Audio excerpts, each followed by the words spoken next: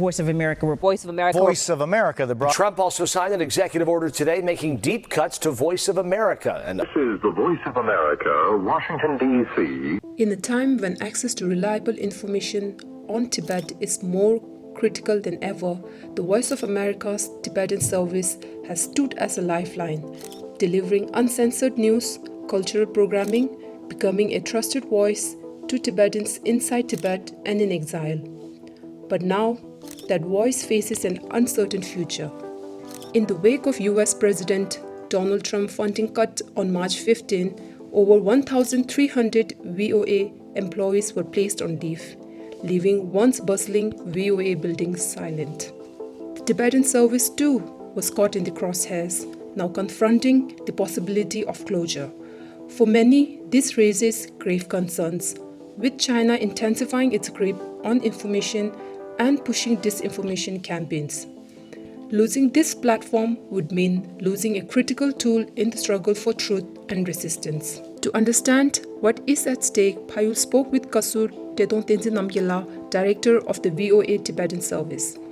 In this conversation, he shared his insights on the current status of the service, its vital role in countering propaganda, and what its potential shutdown would mean for the Tibetan cause and the Tibetan community at large.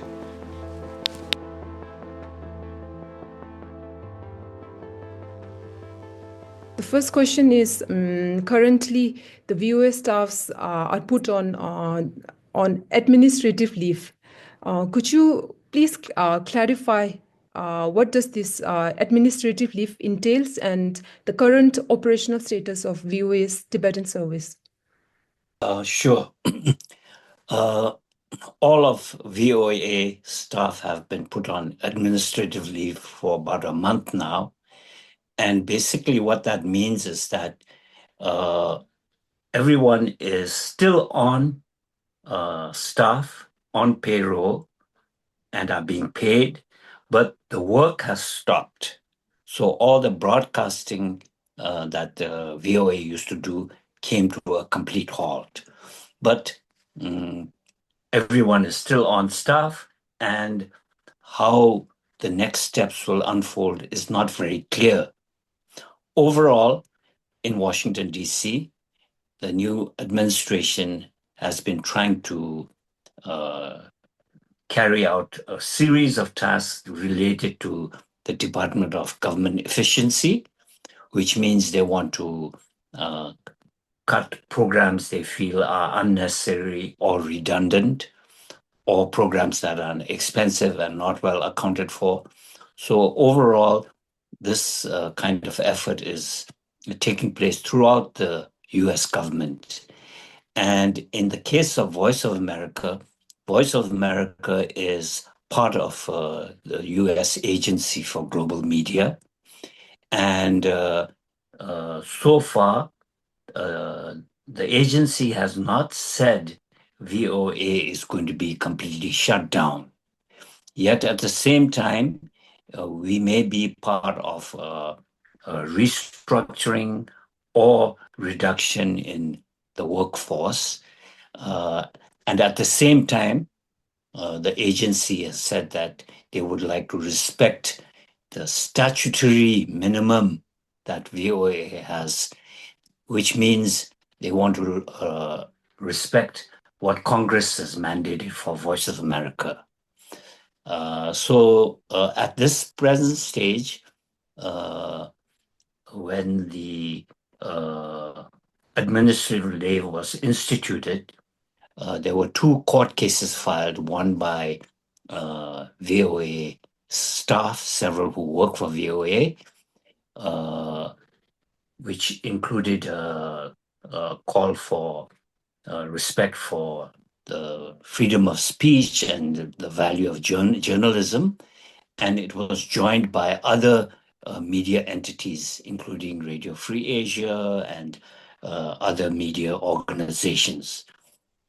And there was a second court case by the director of Voice of America, claiming that this kind of ad hoc restructuring or changes and putting everyone on administrative leave is counter to the congressional mandate. and the Trump administration cannot just make these drastic changes without congressional oversight. So right now the case is a federal district judge issued a decision saying that everything should be brought back immediately. And there has been an appeal from the government side.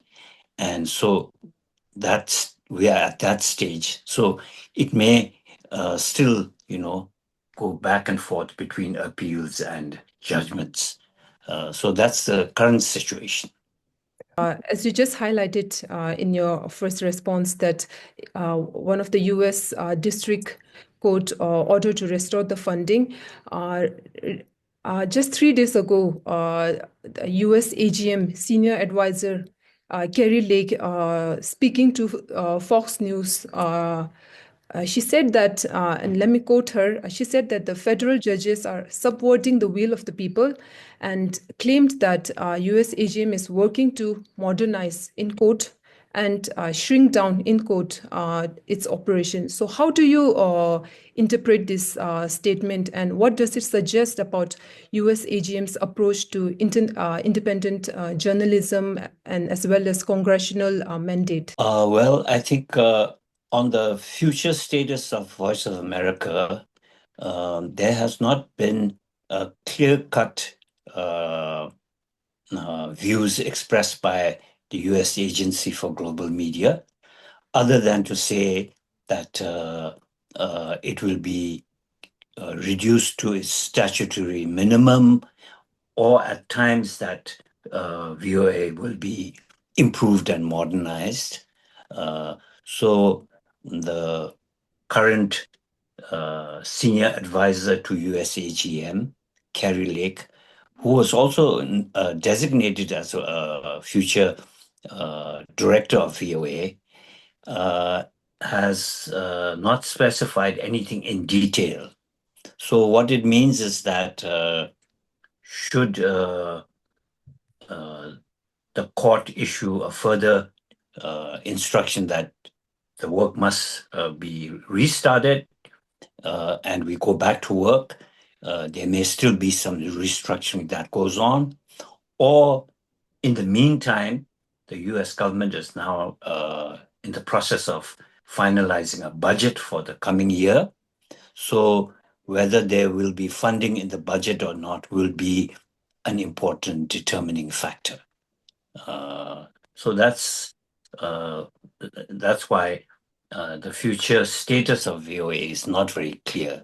But by all indications, Kerry Lake has also said that in trying to make VOA efficient and modern, she has also indicated that it may eventually end up being part of the State Department, because right now she is in the process of making sure that the US Agency for Global Media is no longer available, because it's part of the reduction in the US bureaucracy.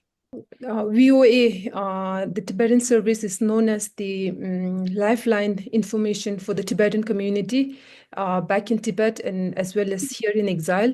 So following its halt of its operation, what kind of unique programming or reporting did the VOA Tibetan Service provide that is not available through other media outlets, and what kinds of stories, according to you, are at risk of being unreported or overlooked due to VOA's Tibetan Service's absence?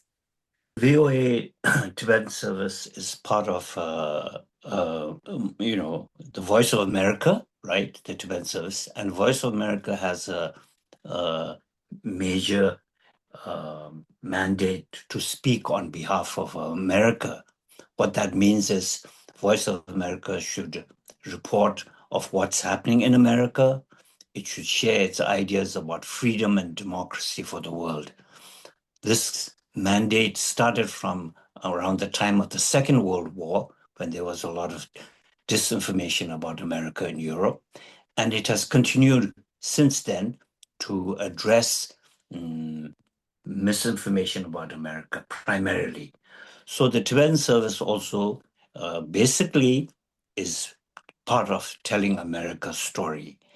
And it fits in with Tibetan aspirations as well, because we are reporting about life in America, American democracy at work, and American policies, as well as ideas about freedom and human rights. So all of this is a very important part of messaging for the people of Tibet. And along with that, of course, we report on what is happening in the exile world, and especially about His Holiness's activities and teachings and meetings, because this is the number one request from people inside Tibet. They would like to know more about His Holiness activities. And VOA's reach is quite extensive. Most people think it's just radio or TV, but actually, first of all, in terms of audio, since its inception, the programs have been on shortwave radio, which means it can reach many parts of Tibet where there are no TV signals, and then we also broadcast both our content as TV via satellite, and more recently on various social media platforms. So I think the social media platforms are extensive, and there are many ways by which our programs are distributed. So it's, as you say, it has been an important news lifeline for the people of Tibet, and we have a very clear indication that in many parts of Tibet, people listen to and view Voice of America programs as very valuable information from the outside world. And at times, we are also sharing news of what's happening inside Tibet, which are otherwise censored by the Chinese government. So the fact that we have not been able to broadcast recently is a huge loss for the people of Tibet, especially inside Tibet, and to some extent in the exile world also. And I say it's a loss because these days we have access to information in so many different ways, different platforms, especially social media. And often they are done by individuals with their own personal strong views and biases, which may not be exactly correct at times. While at VOA, in addition to just reporting about Tibetan news and American news, we are strictly asked to follow a high journalism standards.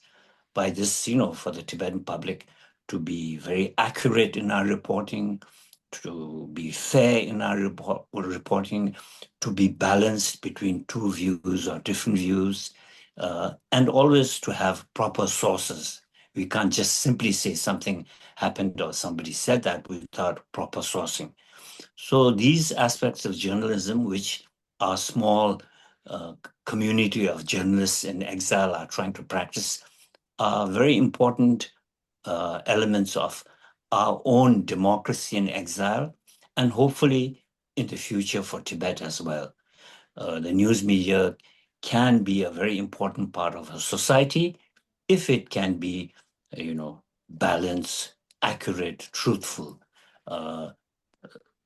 People need to have some sources where they can rely on, without too much. The VOA Tibetan Service reach is quite extensive and it's quite far. So, since it's a halt in operation for over a month now, have you received any feedback from the listeners inside Tibet or from the diaspora community about how the closure is affecting them? And could you share any specific reactions or sentiments the people inside Tibet have expressed to you? Yes, we have received a lot of feedback from people in exile and in Tibet. In exile, of course, information is much easily shared, so different people sending messages and emails, and many of our organizations in exile, every organizations from journalist groups to Tibetan Youth Congress to Women's Association, members of parliament, members of our parliament, scholars, and many other community organizations in North America and Europe have written to us and as well as to the US government to say this is a very important news source that should be reinstated. And from inside Tibet also through individuals mostly, because they can't do it in a public forum, we have received a lot of messages. One example which I have cited elsewhere is that people have said, we don't get our morning tea. In a coded way, they're saying what they expect every morning is not coming through. So we know people in Tibet are also missing this because they would like to know what's happening in the exile world and the rest of the world too. The exiled spiritual leader, His Holiness the Dalai Lama, has described VOA Tibetan Service as medicine for depression and exhaustion for Tibetans specifically. So since its inception in 1991, what specific role has the service played in connecting or bridging the gap between Tibetans inside Tibet with the exiled Tibetans with timely and credible news information? Well, I think just the ability to have a line of communication through news reporting and interviews with exile figures, and once in a while, maybe short clips of people inside Tibet, we definitely have bridged an important information gap otherwise. And some of the best examples might be when His Holiness received the gold medal in the United States many years ago. That program was broadcast live as it was happening, and people inside were able to see it. So not only are they connected, but very often on a very timely basis. So that connection has proven very useful. And as I said, as far as our reporting of American news, world news, we are trying to not only inform the Tibetan audience of what's happening in the world, and very often with an angle about how it may be connected to Tibet's current status or future aspirations. So there's a way to link what's happening in Europe or India or Africa to the Tibetan situation. That's also an important function. And then we've had programs such as discussion forums, which with informed Tibetans in exile, everything from culture to politics. We also have had special programs on book reviews because people want to know what's being written inside Tibet, what's being written outside Tibet, who is writing what, because information on these levels are very important. And among different programs, we also have had a series of special programs about women's role in the changing modern world, which is also a very important aspect which Tibetans are not fully aware of, but we should be more aware of. So everything in life, culture, politics is being shared. So one could look at VOA programming not just for its informational value, but because indirectly it is also an educational medium. And those who pay attention or listen regularly are not only informed, but I guess you could say educated at some level. And that too serves an important function for our society. And hopefully the use of the Tibetan language in conversational manner, in reporting, in discussions, is also contributing somewhat to keeping our spoken language alive.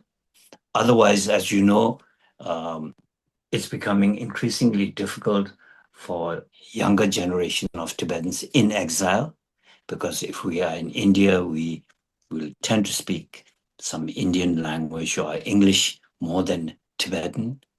If you are in Nepal or Sikkim, in that area, you probably speak Nepali more than Hindi or Tibetan sometimes.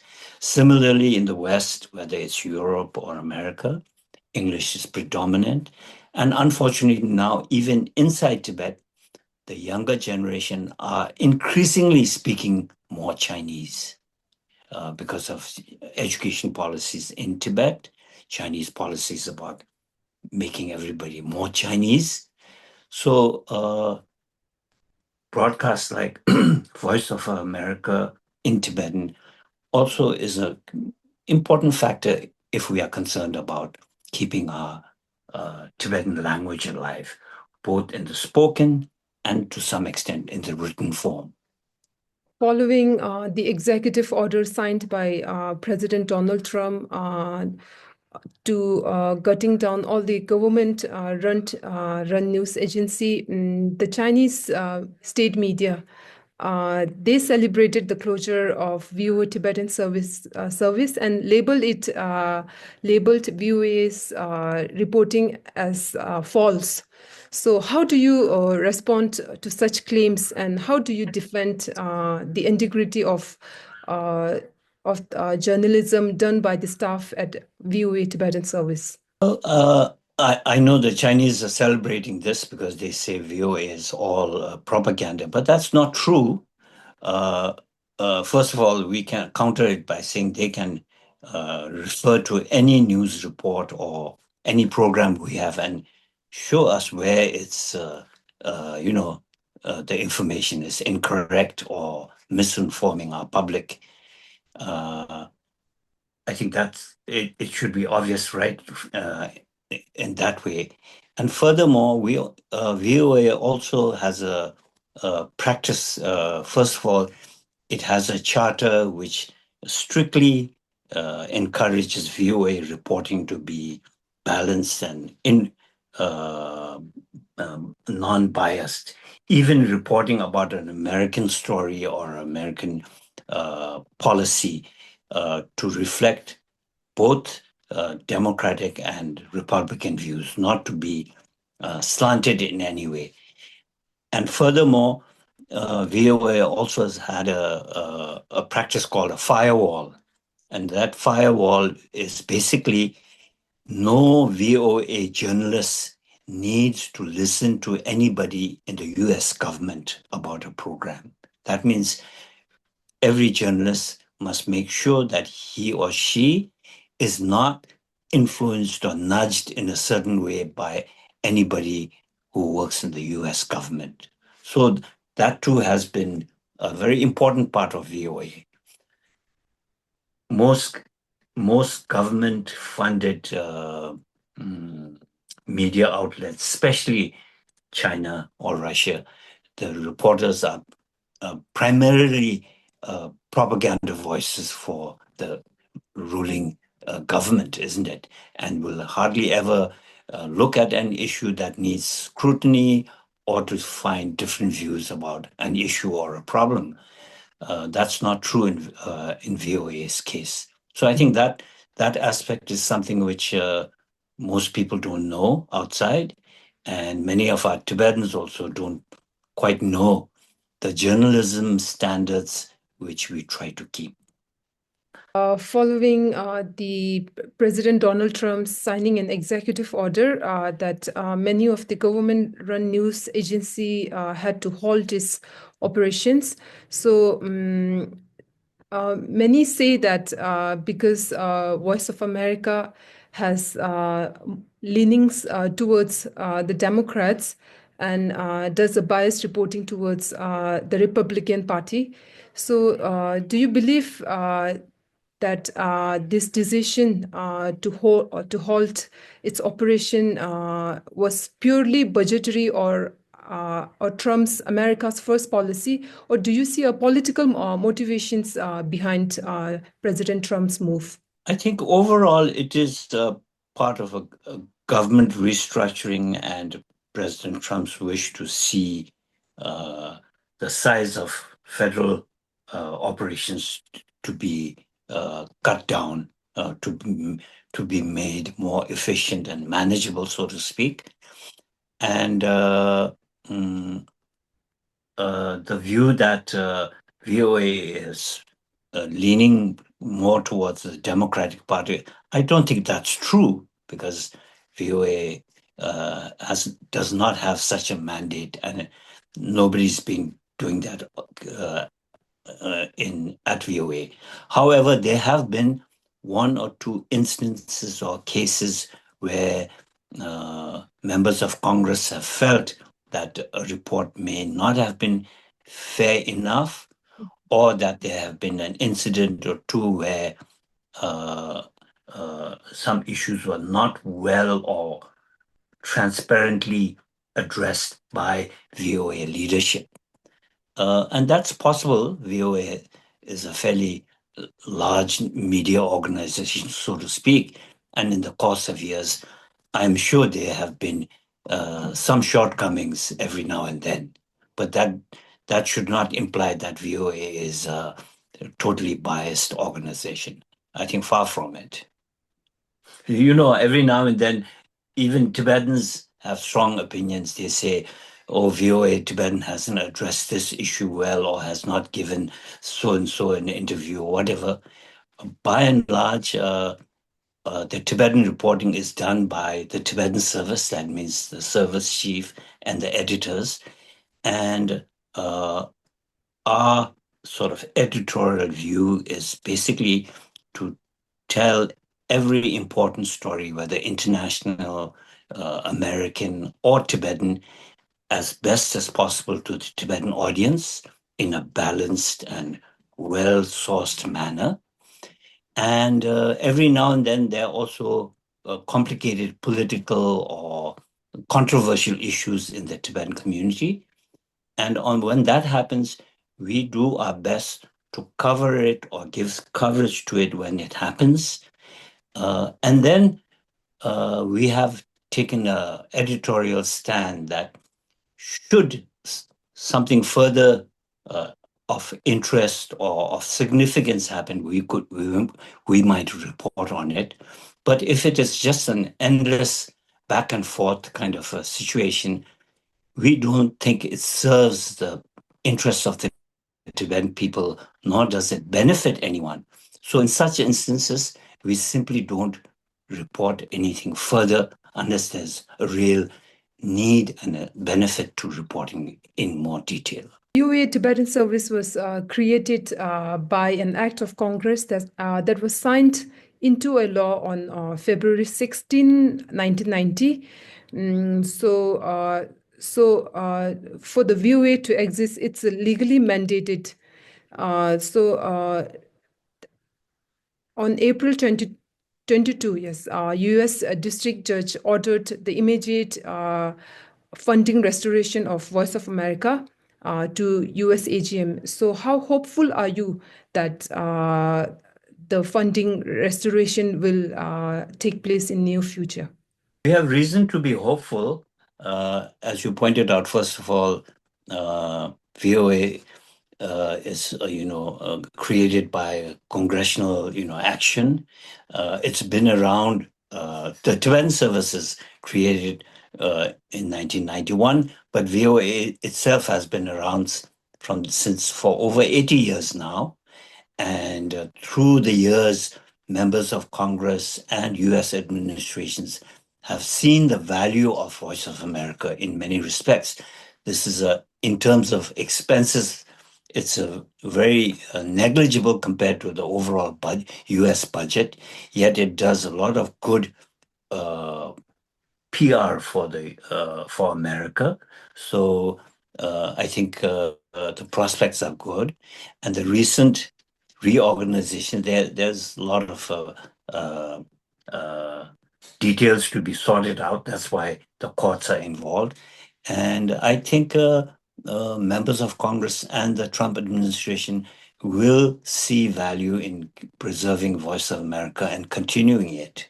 Coming to the last question, what has this closure of VOA Tibetan Service meant for you personally and professionally as a Tibetan journalist and as the director of VOA Tibetan Service? I think for all of us here, we have been very unsettled because of what's happened, but we remain hopeful. As much as we believe this service is important, it's obvious to the larger Tibetan world that something like this is very important, primarily for its value in being able to disseminate good information to the Tibetan public. Everything from His Holiness activities to what's happening in the world and sometimes what's happening in our own backyard. So I think all of us are concerned, and should it not be able to restart, it will be quite unfortunate. And the additional value is, as we mentioned, the Tibetan media history is rather recent. And those of us who are working with that, Voice of America, Radio Free Asia, Voice of Tibet, Payul, Tibetan Review, all our Tibetan publications, it's been an exercise in being part of a larger democratic society, an experiment we are involved in. This experiment has been fairly successful in exile, and if it proves to be valuable and of contribution to our society, we think it is the basis of what we can do in a future Tibet, where the Tibetan people will have more freedom and a society that's democratic and progressive, which will have an important role played by media, journalism. So I think my experience is that those of us who've had this opportunity to be involved in starting from Tibetan Freedom Press to Tibetan Review and down the line Sheja and other publications, and now more recently in social media. Some of us are independent journalists on social media. It's a very important work experience we've had, and one which we can look at as something of great value for our society. Kumula, thank you so much for your time. And Yes, yes. we have come to the end of an interview.